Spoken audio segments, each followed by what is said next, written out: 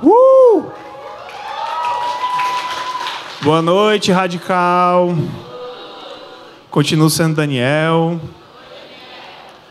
Continuo sendo um discípulo em processo de restauração, lutando com várias mazelas e, mais uma vez, com o privilégio de estar com vocês aqui, de estar conversando sobre esses temas massas, né, que a gente está vivendo nessa série aí dos encontros radicais com Jesus, né? E hoje é o segundo encontro, né? Primeiro vocês ouviram sobre... Alguém lembra o que foi o primeiro? Mulher adulta, isso mesmo. E, bom, hoje eu estava escolhendo a blusa que eu ia usar. Aí encontrei a blusa do acampamento, né? Aí eu me lembrei que hoje faz um mês que a gente voltou do acampamento, para quem foi para a segunda temporada. Passou voando. Aí eu fui vestir a blusa do acampamento, percebi que era da Gleice. Aí se eu viesse, eu estava assim com o bico de fora. Acho que vocês não iam gostar, então achei melhor eu ficar com essa aqui mesmo. Aí depois eu vou procurar a minha. Bom, hoje nós vamos falar sobre Nicodemos. E vamos falar sobre um assunto chamado nascer de novo. Como assim nascer de novo, né? E aí eu vou logo começar perguntando algumas coisas para quem tem coragem de responder. A primeira coisa que eu quero saber é: o que é que significa nascer de novo para você? Alguém tem coragem de dizer aí, seja uma palavra, uma frase? Mudar completamente. Quem mais?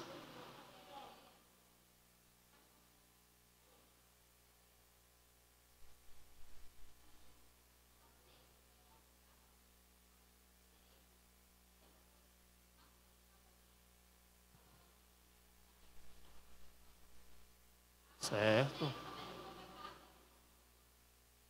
Ela disse que não sabe, gente. Ela Não, ela disse que é morrer e renascer, né? É você se afastar, se livrar do pecado e se tornar uma pessoa limpa. Não foi mais ou menos isso? Mais uma pessoa que quer falar? Começar uma vida nova voltada para Deus. A pessoa da câmera deve estar doida já aqui, que eu estou só indo para um lado para o outro, né? Muito bem. Bom, nascer de novo, vou falar depois o que é, certo? Não vou falar agora, não. Mas, para a gente entender o que é nascer de novo, a gente vai começar ouvindo a história de uma pessoa, certo? Vocês sabem que essa série aqui que a gente está vivendo são encontros de Jesus com pessoas. Inclusive, eu acabei de perceber que eu não tenho meu celular no silencioso, então eu vou botar agora antes que ele toque. Pronto. E a pessoa da nossa história de hoje é Nicodemos. E Nicodemos era um fariseu. Alguém sabe o que era um fariseu? Um mestre da lei. Basicamente, os fariseus eram mestres da lei. Eles eram de uma ordem lá que estudava as leis do Velho Testamento, né? Ainda não existia o Novo Testamento, não existia a Bíblia completa como a gente conhece hoje, mas existiam os escritos dos profetas e as leis registradas por Moisés e tudo mais, né? As histórias da vida dos reis e outras coisas que vocês sabem. Então, os fariseus eram mestres da lei que estudavam as leis do Velho Testamento e seguiam elas à risca. E Nicodemos era um desses caras. E alguém já ouviu falar dessa palavra fariseu? Já ouviu algum versículo em que Jesus fala dos fariseus? Geralmente ele fala coisa boa ou ruim? Alguém já ouviu Jesus falando assim na Bíblia: sejam como os fariseus, eles são super gente boa, eles são amáveis, misericordiosos, legais, né? Eles já ouviram isso? O que Jesus geralmente fala sobre os fariseus? Que eles são o quê? Sepulcros caiados. Vixe! Alguém sabe o que é sepulcro caiado aí? Sepulcro caiado era um túmulo, né? Um sepulcro, um túmulo onde colocava uma pessoa. E era a coisa mais linda, toda decorada por fora, mas por dentro ele era podre, né? Imundo, que era uma pessoa morta, fedendo, né? E Jesus chamou os fariseus disso aí, né? Mas por quê, né? Os fariseus eram os grandes mestres da lei, é como se fossem os doutores, os super teólogos, né? Os caras que sabem de tudo. Mas eles tinham um grande problema naquela sociedade, na época de Jesus. Eles sabiam muita coisa, mas não quer dizer que eles viviam aquilo com amor, com a devoção real a Deus. Eles muitas vezes viviam apegados às regras e aos mandamentos de uma forma que eles não conseguiam olhar para uma pessoa com compaixão e com misericórdia.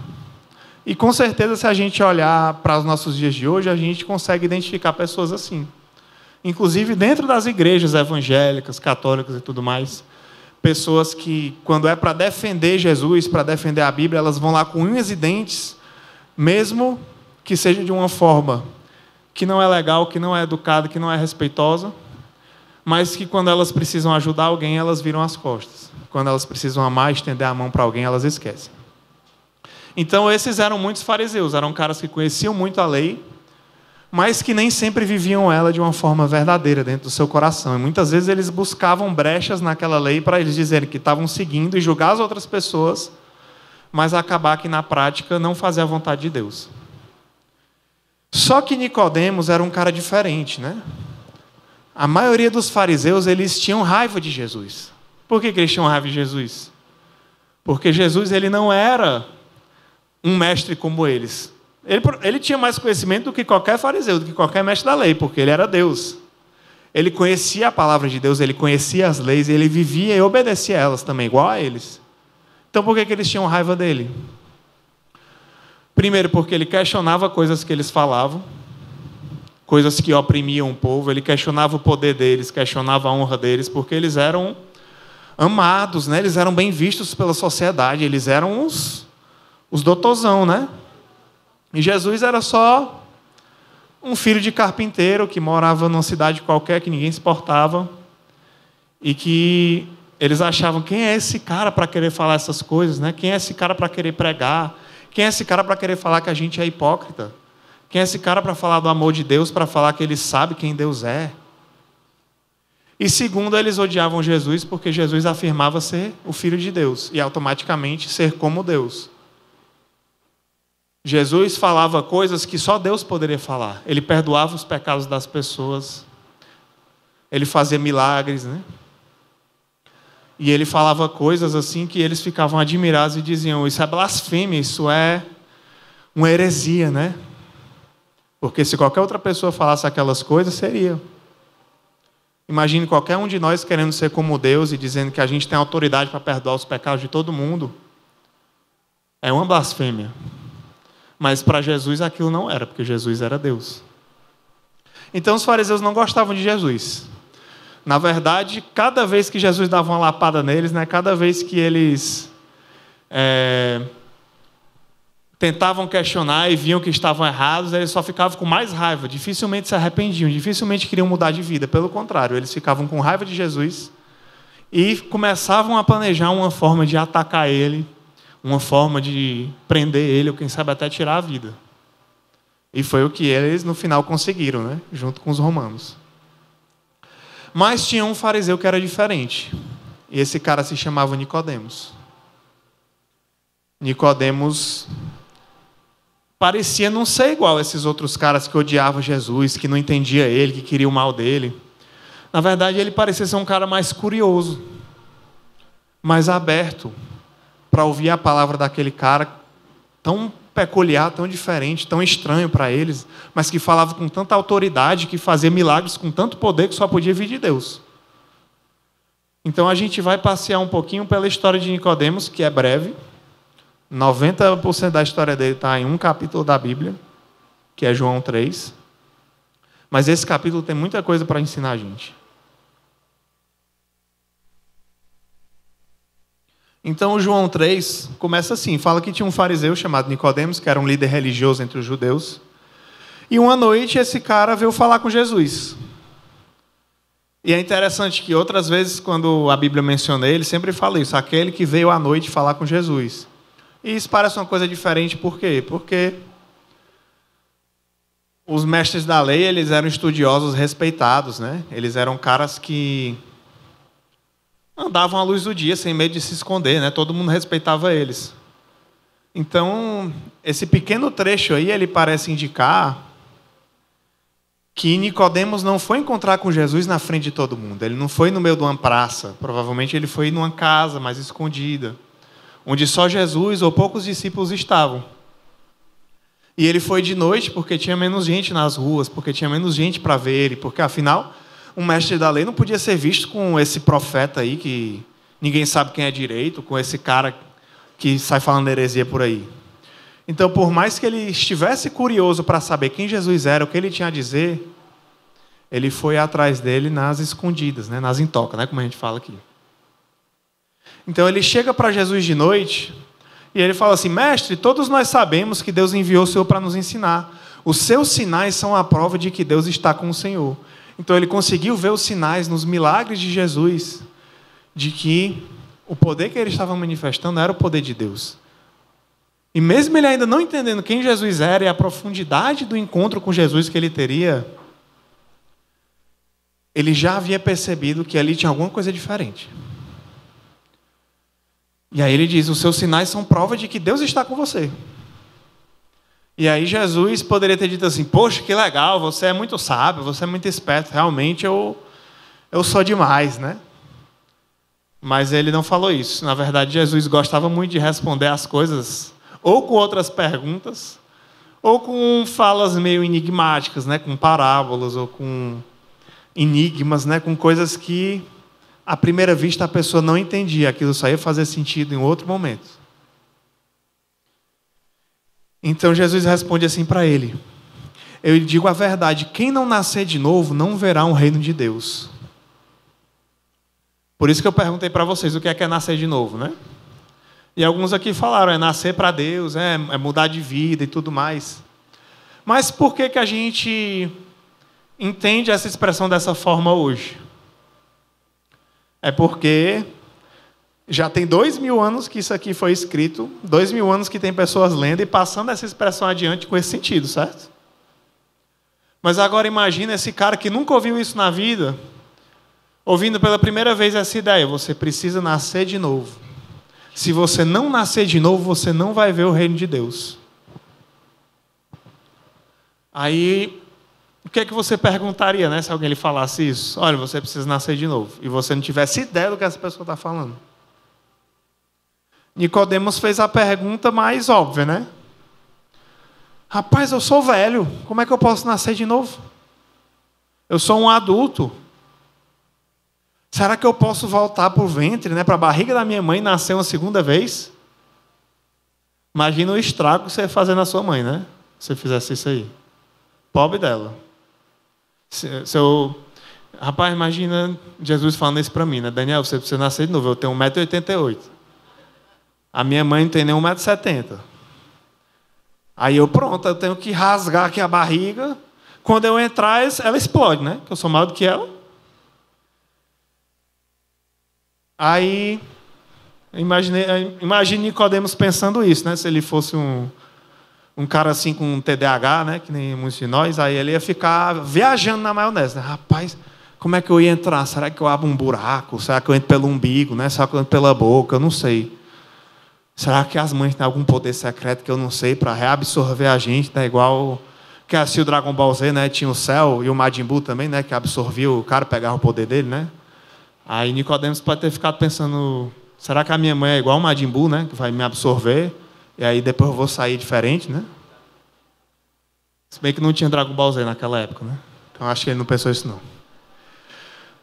Mas aí ele perguntou: Jesus, como é que pode isso aí, né? Eu vou entrar na minha mãe e nascer de novo? É impossível. E aí Jesus vai e insiste: eu digo a verdade, ninguém pode entrar no reino de Deus sem nascer da água e do Espírito. Guarde isso aí, da água e do Espírito. E aí ele explica: os seres humanos podem gerar apenas vida humana, mas o Espírito, com letra maiúscula, né, o Espírito, que é o Espírito de Deus, o Espírito Santo, ele dá à luz vida espiritual. Então não se surpreenda quando eu digo: é necessário nascer de novo.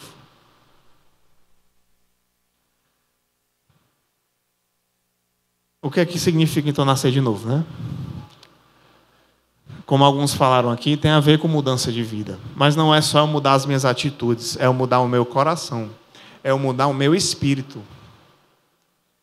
Nascer da água e do Espírito, o que é que significa isso? Primeiro, essa parte da água tem muitas explicações. Tem gente que acha que tem a ver com batismo, né? Porque a pessoa se batiza, e isso representa o morrer para o mundo e o renascer para Deus, né? E a morte e a ressurreição de Jesus por nós também. Já tem outros que têm outras interpretações, e a que eu concordo mais no momento é que o nascer da água é a mesma coisa que nascer do Espírito. É da água e do Espírito, é uma coisa só. Por quê? Porque a Bíblia, desde o Velho Testamento, Deus usava várias vezes a ideia da água como uma limpeza.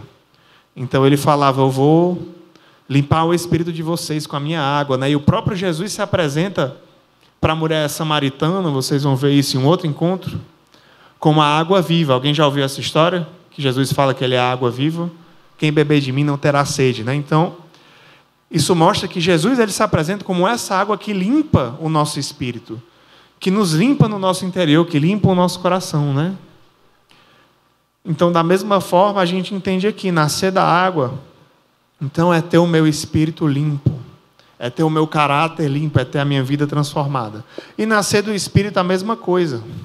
Significa eu ser alcançado pelo Espírito Santo de Deus. Significa que o poder de Deus atua na minha vida, no meu coração, de tal forma que eu nunca mais vou ser a mesma pessoa.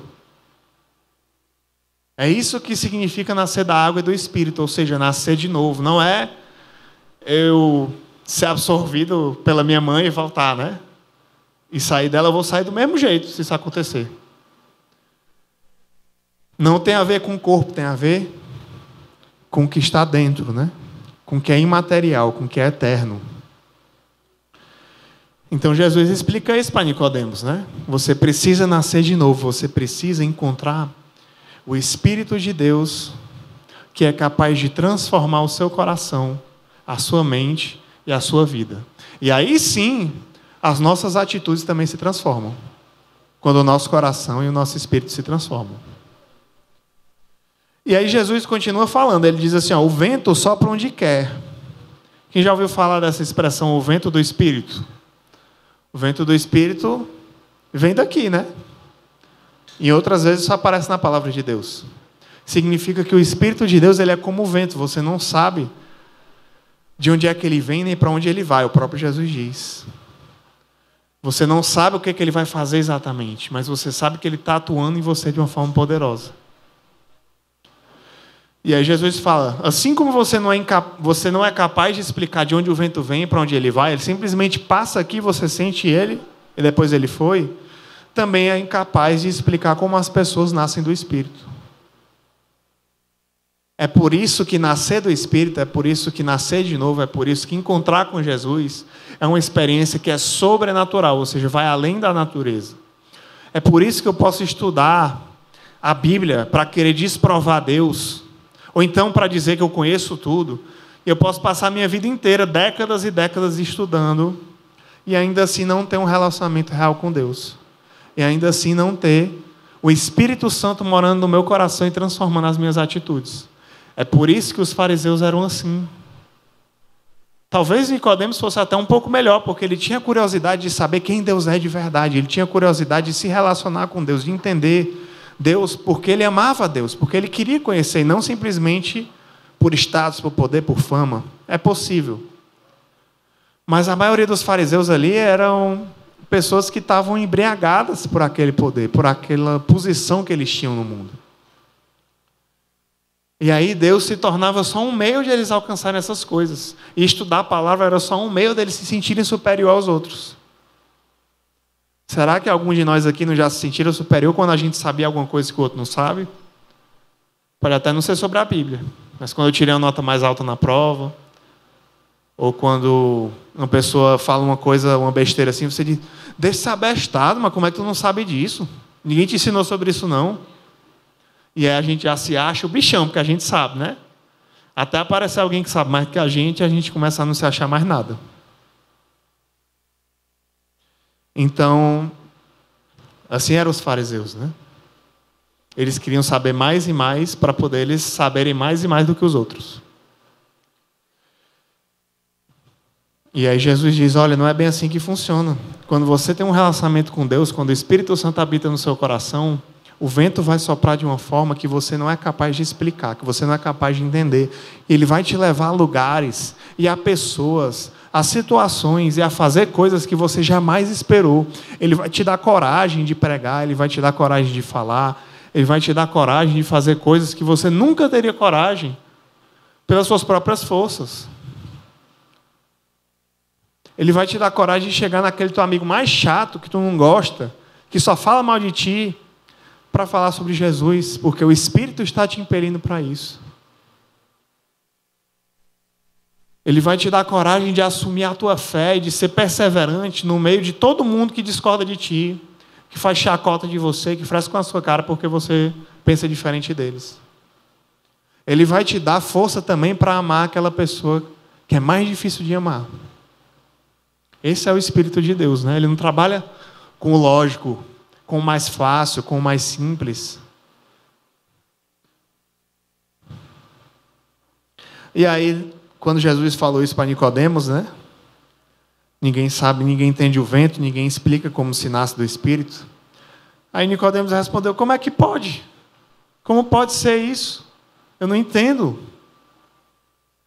E aí Jesus responde uma coisa que eu acho que é bem o dedo na ferida do ego de Nicodemos, né? Ele diz assim: você é um mestre respeitado em Israel e não entende essas coisas? Como é que pode? Você não é o estudioso, você não é o mestre da lei, você não é o fariseu, e você não entende essas coisas? E aí imagina você ser o cara de maior autoridade, super respeitado, premiado, o sábio que todo mundo vem escutar. E aí chega um Zé Ninguém, de uma cidade, fularagem, que ninguém liga, carpinteiro, pobre, que não tem nem casa, que anda de casa em casa, na casa dos outros, de favor, pregando na rua. E aí ele fala assim: rapaz, você é um mestre e você não sabe disso. E aí fere o orgulho dele, né? E talvez muitos teriam ido embora nessa mesma hora, né? Mas Nicodemos ainda teve a coragem para ficar e escutar o que Jesus tinha a dizer, né?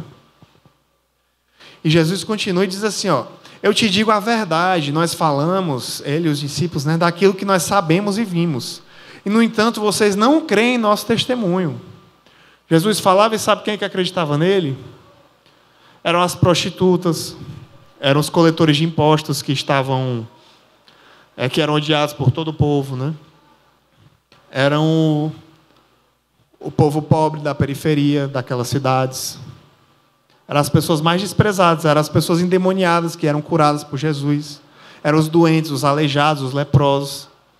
Essas pessoas eram as primeiras que acreditavam na mensagem de esperança de Jesus. Mas os ricos, os nobres, os poderosos, os mestres da lei, a grande maioria rejeitava. Ele diz: a gente está falando do que a gente sabe, do que a gente viu, e vocês não creem. Se vocês não creem em mim quando eu falo de coisas terrenas, como crerão se eu falar de coisas celestiais? Aí aqui eu acho que Jesus se lembra de todas as vezes que Deus ordenou o povo, na história de Israel, na história daquele povo, por anos e anos, séculos, milênios, a fazerem coisas tão simples. E eles não faziam, né? Quando ele falava coisas que nem demandavam um raciocínio muito grande, ele dizia assim: cuide do pobre, cuide do órfão, cuide da viúva. Deixe um pouco que sobrar da sua colheita para aquele que não tem pegar. Não seja injusto, não venda coisa com preço exagerado. Não oprima o seu irmão. Não cometa idolatria, não adore outros deuses falsos, né? Ídolos vazios. E as pessoas não cumpriam. Eu acho que Jesus, aqui ele como Deus, né, que conhece tudo, que conhece toda a história e conhece a história do povo dele, ele pensa assim: poxa, tantas vezes a gente ordenou coisas tão simples, vocês não fizeram, como é que vocês vão fazer quando eu falar de salvação, quando eu falar de alma, de espírito, de coração? Que aí não tem mais a ver só com o que você faz, porque você pode dar todo o seu dinheiro para alguém, né, como Paulo fala, mas se eu não tiver amor, eu não sou nada. Se Deus não habitar no meu coração, eu não sou nada, as minhas obras são inúteis. Não são capazes de me salvar. Então eu imagino Jesus falando isso e pensando: cara, se uma coisa simples não entende, como é que vai entender quando eu falo do Espírito Santo? Fazer uma obra no coração dele. Se esse cara aqui, que é um mestre, que estudou tudo da palavra de Deus, não sabe, quem é que vai saber? Mas Jesus viu que a resposta era que os mais simples, os mais humildes, aprendiam isso muito mais rápido.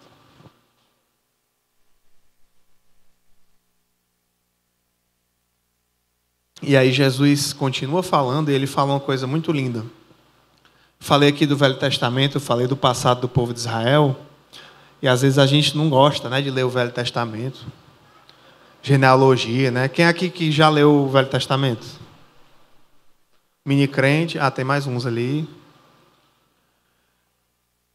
Quem é que já leu alguma coisa do Velho Testamento? Não precisa ser todo. Legal, muita gente. Essa coisa que vocês leram, era legal ou chata? Eu ouvi uns legal, ouvi uns chato. Eu não sei quem é que está mentindo, se é o que falou. Bom, eu vou dizer que eu já li, certo? Algumas vezes. Tem umas partes legais e tem umas partes chatas também, certo? Não vou mentir, não. Tem partes que não são feitas para a gente refletir muito. Genealogia, né? Número de soldados do povo. Isso é uma coisa mais dado histórico, né? Serve para estudioso. Mas, ao mesmo tempo, tem tantas coisas no Velho Testamento que falam sobre o caráter de Deus, que perduram até hoje, que mostram o Deus eterno, que é o mesmo, desde aquela época até hoje. Tantas vezes que Deus age com misericórdia para o povo, mesmo ele não merecendo. Tantas vezes que ele perdoa, vez após vez, que ele diz, vou destruir o povo, mas ele diz, não vou destruir, vou manter o remanescente, vou manter a minha promessa, e vou manter esse povo aqui, que dele vai vir o meu filho, dele vai vir o Messias, o escolhido que eu vou mandar para salvar a humanidade. E desde aquela época esse plano já estava montado por Deus. Então a gente lê o Velho Testamento, é muito importante, certo? E uma das coisas que acontece ainda lá atrás, na época de Moisés, é isso aqui que Jesus fala. Ó. Ele diz assim, ninguém jamais subiu ao céu, exceto aquele que de lá desceu. O Filho do Homem, que é ele, né? O próprio Deus, o único que esteve no céu e desceu para a terra, né? E como Moisés no deserto levantou a serpente de bronze numa estaca, também é necessário que o Filho do Homem seja levantado, para que todo que nele crê tenha a vida eterna. Alguém sabe do que ele está falando aqui? Alguém assistiu The Chosen? Tu viu? Eu lembro que tu estava aqui naquele dia. Tu lembra o que ele fala sobre a serpente? No Velho Testamento tem um momento que o povo está lá com Moisés no deserto. E o que o povo mais gostava de fazer naquela época, vocês sabem? Desobedecer. Não é igual vocês com a mãe de vocês, né? O povo mais gostava de fazer era desobedecer. E mais uma vez eles desobedeceram a Deus, caíram na idolatria. E Deus disse, quer saber, eu vou mandar aqui um monte de cobra aqui para morder eles. Tudo venenoso, que é para ele ver. Só que Deus ainda era tão legal que o povo estava lá, né, sendo picado. E aí Deus diz assim, faça o seguinte, Moisés, para não morrer todo mundo, que eu sou muito bondoso, eu vou faça uma serpente de bronze, uma cobra de bronze, pendure numa estaca e levante. E todo mundo que olhar para aquela cobra de bronze vai ser curado. O veneno não vai lhe matar. Vai ser curado da picada de cobra. E aí Moisés fez isso, o povo olhava para a serpente e era curado. E lá no The Chosen, né, tem esse episódio que é muito legal, que às vezes no começo do episódio eles mostram uma coisa do Velho Testamento. E ele mostra essa cena, né, Moisés fazendo a serpente. E aí Josué chega lá para ele, você vai fazer uma serpente, é igual o símbolo desses ídolos, desses outros povos. Por que você vai fazer isso? Ele diz, porque Deus mandou. Ele, você tem certeza? Ele, tenho. E eu já aprendi a não questionar. E aí ele vai, faz e o povo é curado, né? E aí muita gente naquela época deve ter ficado pensando, por que Deus usou um símbolo do inimigo, né? Um símbolo dos ídolos pagãos, um símbolo de morte, é o símbolo não só de ídolos pagãos, é o símbolo do inimigo de Deus, né? A serpente que levou o homem e a mulher a pecarem, né? E além disso, era o símbolo daquilo que estava matando o povo, porque estava picando o pessoal e o pessoal morrendo, né?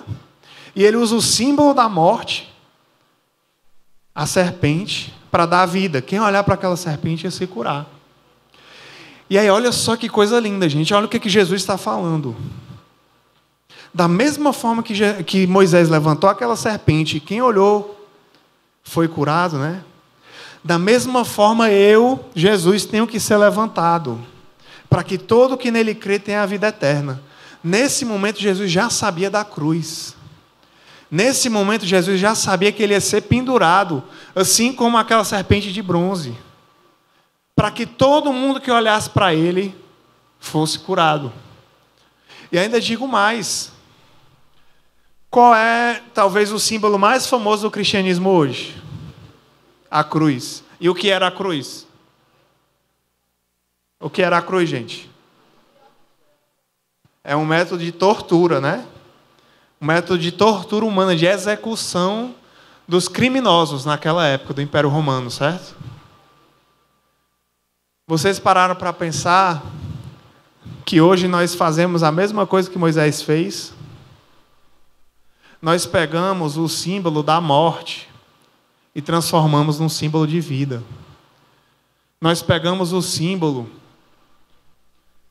daquilo que matava quem cria em Deus, que matava o povo de Deus, que o Império Romano usava para matar o povo de Deus, para matar o próprio Filho de Deus. E isso se tornou um símbolo da vida eterna. Por quê? Porque a cruz está vazia, porque Jesus morreu naquela cruz, mas ele ressuscitou. Então é por isso que ele disse, assim como a serpente de bronze foi levantada para curar quem foi picado pela serpente, assim Jesus foi levantado numa cruz para curar todos aqueles que pertenciam ao seu povo. Aliás, que o povo de Deus hoje não é os judeus mais, é todo aquele que crê nele, né? E aliás, João 3, né, que a gente está lendo, é onde fica João 3,16. É exatamente o que vai vir logo em seguida. Ele diz, como Moisés levantou a serpente no deserto, também é necessário que o Filho do Homem seja levantado, para que todo que nele crê tenha a vida eterna. E o versículo seguinte, porque Deus amou tanto o mundo, falem comigo aí, vocês conhecem, não é possível, porque Deus amou tanto o mundo, que deu o seu Filho único, está muito fraco, vou começar de novo. Porque Deus amou tanto o mundo, que deu o seu Filho único, para que todo que nele crê não pereça, mas o quê? Mas tenha a vida eterna. E Jesus continua, Deus enviou o seu Filho ao mundo, não para condenar o mundo, mas para salvá-lo por meio dele. Não há condenação alguma para quem crê nele, mas quem não crê já está condenado, por não crer no Filho único de Deus. E aí ele termina dizendo, a condenação é isso, a luz de Deus veio ao mundo, e essa luz é Jesus, mas as pessoas amaram mais a escuridão do que a luz, porque os seus atos eram maus. Quem pratica o mal odeia a luz e não se aproxima dela, pois teme que os seus pecados sejam expostos. Mas quem pratica a verdade se aproxima da luz, para que outros vejam que ele faz a vontade de Deus. Foi tudo isso aí que ele falou para Nicodemos. Então, para quem disse que Jesus não gostava de explicar muito o que ele dizia, dessa vez ele explicou bastante. E ele explicou para aquele cara que gostava de entender tudo, né? Aquele cara que era o mestre, para que ele percebesse que ele não sabia de nada. Para que ele percebesse que ele precisava saber de novo. E essa série a gente está falando sobre paz, né? Não nossos pais, né? Sobre paz. E eu sempre gosto de pensar em qual era a paz desse personagem que se encontra com Jesus, né? Ou a paz, entre aspas, que ele tinha. E como eu falei, a paz dele provavelmente era muito parecida com a paz dos outros fariseus. Ele encontrava um conforto nas regras, na tradição, no que era conhecido, esperado. Ele encontrava paz no reconhecimento social, no status que ele tinha, no poder que ele tinha. E ele encontrava paz na superioridade moral, ou seja, em ele estar certo, em ele ser o dono da verdade, em ele ser melhor do que os outros e ser mais bom do que os outros, né? Mas qual é a realidade? Será que ele realmente encontrava paz nisso? Se fosse, ele não precisaria ir atrás de Jesus. Ele não precisaria ficar curioso com essa coisa que ele estava falando. A realidade é que ele não tinha paz coisa nenhuma. Porque, apesar de apegado aos mandamentos, ele era afastado da verdadeira adoração a Deus. Ele provavelmente tinha uma dificuldade de servir ao próximo, de amar o próximo como a si mesmo. Provavelmente essa vida de imagem, né, de status, era uma vida vazia, em que o relacionamento real e profundo com Deus é substituído simplesmente por um cargo. E eu não sei se vocês já viram, mas tem muita gente que se acha o máximo, mas que no fundo ela se acha muito pouco. Ela tem baixa autoestima e para compensar, ela aparenta ser forte para os outros. Talvez alguns se identifiquem aqui, né? E talvez Nicodemos fosse assim, né? Talvez ele aparentasse aos outros essa atmosfera de certeza, de superioridade, de sabedoria, mas no fundo ele fosse só como uma criança que sabe pouco, que tem medo de estar errada. E essa vida nessa falsa certeza tornava ele incapaz de ser guiado pelo vento do Espírito. Ou seja, de ser submetido à incerteza de uma vida com Deus. Sabe por quê, gente? Porque a certeza que nós temos nessa vida, quando nós cremos em Deus e temos o Espírito Santo, é a da nossa salvação e da nossa vida eterna com Jesus. Mas nesse mundo aqui, a gente não tem muitas outras certezas. A gente não tem certeza de que vai ter muito dinheiro, não tem certeza que vai ter status, que vai ter uma família top, um carro legal. Muito pelo contrário, né? Jesus nos chama a tomar a nossa cruz e seguir Ele. Da mesma forma que Ele morreu na cruz, Ele diz: carrega a sua cruz. Eu já morri por você, você não precisa mais morrer assim. Você não vai ser mais punido pelo pecado que lhe levaria para a condenação eterna. Mas você ainda vai viver uma vida em que talvez você precise sofrer por mim, que você precise encarar coisas que você não gosta por mim. E Nicodemos talvez tivesse uma dificuldade com isso, porque ele tinha muita coisa a perder, né? E aí quando ele se encontra com Jesus, o que é que Jesus oferece para ele? Ele oferece a paz que vem do novo nascimento. É a transformação de coração, de mente, de espírito que é provocada somente por um encontro pessoal com Cristo. Não vem de nada mais, de poder, de fama, de riqueza, de conhecimento. Vem somente de um relacionamento genuíno. E quando a gente se entrega a Jesus, a gente reconhece que a gente é pequeno, né? A gente reconhece que a gente é fraco diante de Deus. E por isso o Espírito Santo, ele passa a habitar em nós. Ele nos convence até dos nossos erros. Nos convence que nós temos pecados, né? A palavra de Deus diz que o Espírito Santo convence do pecado, da justiça e do juízo. Mas, ao mesmo tempo, o Espírito Santo, ele testemunha no nosso coração da graça de Deus. Ele nos ensina a seguir a Deus, a obedecer a Deus, e não é por obrigação, não é por religiosidade, é por amor e gratidão pelo que Ele faz por nós, pela transformação de vida. E se a gente olha mais para frente em João, Nicodemos aparece mais 2 vezes, muito rapidamente, né? A primeira vez é quando Jesus está lá no meio de uma multidão, numa festa, e aí ele fala novamente que ele é a água viva, né? Ele se levanta e diz assim: quem tem sede, vem a mim e beba. Pois a Escritura diz que rios de água viva brotarão do interior de quem crê em mim.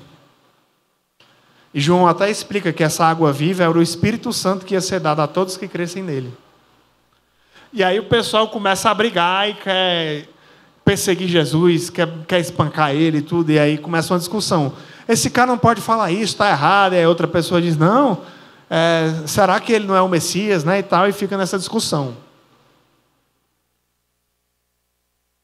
E os fariseus começam a ficar com raiva de Jesus. Aí Nicodemos aparece e diz assim: a lei permite condenar um homem antes mesmo de haver uma audiência?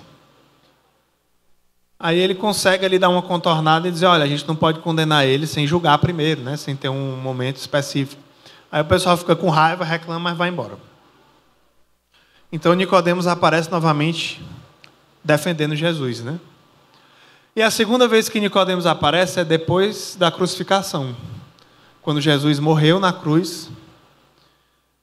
E aí Nicodemos traz 35 litros de óleo perfumado para perfumar o corpo de Jesus para ele ser sepultado.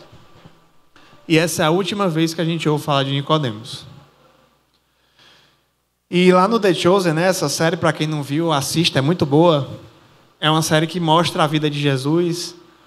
E eu acho que dá uma perspectiva bem legal, porque coloca Jesus, eu acho, como ele realmente era.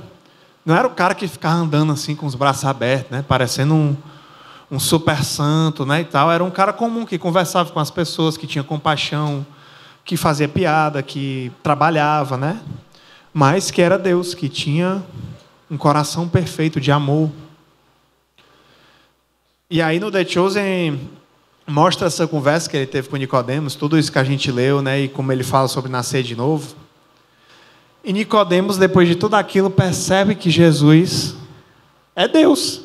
Percebe que ele é o Filho de Deus, percebe que ele é o Messias enviado por Deus para a salvação e para perdão dos pecados de todos. E aí eu vou dar um spoiler aqui, mas quase The Chosen é praticamente a Bíblia, né? Então, dar spoiler de 2000 anos vale, né? Mas tem essa cena que não tem na Bíblia, certo? É uma adaptação que eles fizeram para a história de Nicodemos, porque a gente tem muitas lacunas. Mas Jesus fala assim, olha, me siga que você vai ver, né? O reino de Deus, o poder de Deus. E aí Jesus convida ele, diz, olha, eu vou embora da cidade tal dia, esteja lá e vá comigo. E quando ele chega lá, ele está se reunindo todo mundo, todos os apóstolos, todas as pessoas que estavam seguindo ele e tudo. E aí eles encontram uma bolsa cheia de dinheiro, foi Nicodemos que deixou para ele, né? Mas Nicodemos não tem coragem de aparecer para seguir a Jesus, ele se esconde e fica só escutando. E aí o pessoal acha, nossa, um monte de dinheiro, de onde é que veio isso? Isso vai dar para alimentar a gente uma semana e tal. Aí Jesus olha e percebe que foi Nicodemos que deixou e diz, foi um amigo meu que deixou. E ele olha em volta, não vê Nicodemos e diz, falta alguém? E ele pergunta de novo, está faltando alguém para ir com a gente? E eles falam, não, chegou todo mundo. Aí Jesus diz, tá bom então, vamos. E aí a cena vira assim, né? Atrás da casa está Nicodemos caindo no choro, porque não teve coragem de abandonar tudo para seguir Jesus. Não teve coragem de dar aquele passo de fé, de dizer, agora eu vou nascer de novo. Agora eu vou entregar a minha vida de tal forma que não tem mais volta. Eu não vou só simpatizar, achar bonito o que ele fala, eu não vou só reconhecer, eu vou viver. Eu vou ser um filho de Deus. E Nicodemos começa a chorar, e aí Jesus olha assim, ele não está aparecendo, mas Jesus sabe que ele está lá. Sabe que ele não veio, aí ele para e diz assim, você chegou tão perto, e vai embora. Porque ele dá a oportunidade, mas Nicodemos precisava dar o passo. E aí quando a gente olha para o que Nicodemos viveu depois, né? Depois desse primeiro encontro com Jesus, em que Jesus revela quem ele é, revela que ele seria morto, né? E tudo mais, revela que ele realmente é um enviado de Deus. Nicodemos aparece, como a gente viu, 2 vezes, para defender Jesus, em um momento que estavam acusando ele, e para perfumar o corpo dele quando ele morreu. Só que depois a gente nunca mais ouve falar dele. Pode até ser que ele tenha ido seguir os discípulos, mas eu acho difícil. E aí eu fico perguntando assim, será que Jesus quer que a gente faça como ele? Será que ele quer um advogado que na hora que alguém fale mal eu vá lá e defenda? Será que ele quer um simpatizante que na hora que ele sofreu vá lá e passe um curativo, um remédio na ferida, ou quando ele morreu eu dê um óleo perfumado? Ou será que ele quer seguidores, amigos e filhos? Esse é o desafio para nós. É tomar a nossa cruz, negar nós mesmos e seguir Jesus, como ele mesmo falou. E ele diz assim em Lucas 9, se alguém quer ser meu seguidor, negue a si mesmo, tome diariamente a sua cruz e siga-me. Se tentar se apegar à sua vida, a perderá, mas se abrir mão da sua vida por minha causa, a salvará. Que vantagem há em ganhar o mundo inteiro, mas perder ou destruir a própria vida? Esse é o desafio de Jesus para nós. Então, a pergunta que eu tenho para você é, você está frequentando aqui a igreja? Será que você é um simpatizante de Jesus? Que acha bonito, que acha legal e que quando convém você cuida, mas depois esquece? Será que você é um advogado de Jesus que só tem interesse em defender ele na rede social, defender ele de quem discorda, mas que não tem coragem de entregar os seus pecados para serem trabalhados e transformados por Jesus? Será que não tem coragem de entregar o seu coração e o seu espírito para serem limpos pela água viva que é Jesus? Então a pergunta que eu tenho para você é, será que você é nascido de novo? Eu quero que você saia daqui hoje se perguntando, ou se você já sabe a resposta, não precisa me falar, claro, mas pense aqui agora, será que eu sou nascido de novo? E se eu não sou, se eu estou na dúvida, do que eu preciso me desapegar diante de Deus? O que eu preciso entregar nas mãos de Deus para dizer para Ele, Senhor, eu sou todo teu. Senhor, eu me entrego completamente a Ti. Eu digo para vocês que mesmo depois que a gente entrega a vida a Jesus, ainda tem coisas que a gente quer segurar e não dá na mão dele. Porque eu sou assim. Eu tenho minhas inseguranças, meus medos, minhas dores, então tem certas coisas que para mim são desafios ainda. Mas é algo que ele falou, é diariamente tomar a sua cruz. Então a minha pergunta final para você é: você é nascido de novo? Se não, você quer nascer de novo? E eu queria finalizar com essa pergunta para dar a oportunidade. Se alguém aqui quiser dizer hoje, eu quero nascer de novo, em nome de Jesus, eu quero entregar a minha vida a Jesus, esse é o seu momento de levantar a sua mão e vir aqui na frente. Glória a Deus, glória a Deus. Amém. Tem mais alguém que gostaria de entregar a sua vida a Jesus? Eu te dou a oportunidade agora de dizer, eu quero nascer de novo, em nome de Jesus. Essa é a sua hora, é o seu momento. Amém. Deus te abençoe, querida. Vamos orar por ela aqui, né? E vamos orar por todos nós, agradecer por esse momento. Queria convidar você a abaixar a sua cabeça. Queria convidar todos vocês a orar pela nossa nova irmã em Cristo, que entregou a sua vida a Jesus. Vamos orar, gente. Senhor Deus precioso, maravilhoso, Deus perdoador, Deus que tem um Espírito que quer entrar no nosso coração, Deus que tem um amor e uma graça que são capazes de enfrentar qualquer coisa para nos salvar, que são capazes de te levar a se entregar até a morte, tortura e até a carregar os pecados mais pesados nas suas costas, para que eles possam sair das nossas costas. Muito obrigado, Senhor, porque hoje uma alma foi salva e tem uma festa no céu, porque o Senhor encontrou mais uma pessoa que quer nascer de novo, entregar a vida a Ti e viver uma vida dedicada a Ti, Jesus. Nós Te louvamos, Senhor, por essa noite, pelo compromisso que foi tomado de entrega. E Te louvamos também, Senhor, pelo Teu amor por cada um de nós que já Te conhecemos. Que o Senhor possa nos usar para espalhar esse amor para outras pessoas com coragem, com intrepidez, com força, mas também com amor, com graça, com misericórdia, com compaixão. Que a gente não seja como os fariseus, Senhor, que chegam tão perto, que conhecem tanto de Ti, mas se recusam a viver para Ti. Daqueles que querem conhecer cada mínimo detalhe da Tua palavra, mas só para dizer que são melhor que os outros. Que a gente possa sim se derramar na Tua palavra, conhecer a Tua palavra que é viva, mas para que ela possa promover transformação no nosso coração e nas nossas atitudes. Que o Senhor possa nos levar em paz hoje, com a paz que só o Senhor nos dá nos nossos corações. E que todos nós possamos sair daqui refletindo. Sou nascido de novo? Se eu nasci de novo, Pai, me ajuda a viver dessa forma, como alguém que tem uma nova vida, como alguém que é uma nova criatura na Tua presença. E que o Senhor possa nos usar para espalhar o Teu amor, a Tua paz para outras pessoas. E para ensinar isso para mais pessoas e fazer esse convite para outros. Você quer nascer de novo? Você quer beber da água viva que limpa o seu espírito, que limpa o seu coração? Basta pedir que Jesus dá. Te agradecemos por isso, Pai, em nome de Jesus. Amém.